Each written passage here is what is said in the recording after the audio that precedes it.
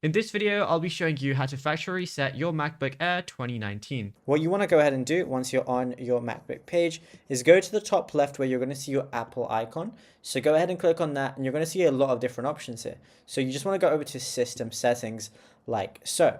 And it kind of works generally the same as however you would do it on an iPhone or something like that if you've ever factory reset one of those. But all you want to do is go to your general tab, which is right under battery. And then from here, scroll down and right at the bottom, you're going to see an option where it says transfer or reset. So go ahead and click on that.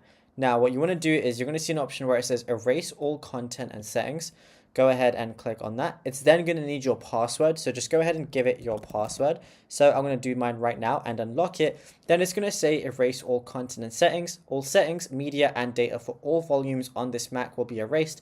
And it also shows the following items will also be removed. Then it shows everything that's going to be removed. So then all you want to do is press continue. And then, yeah, that's it. You'll be good to go. It's going to start the reset process. Just make sure you definitely want to do this before you go ahead with it.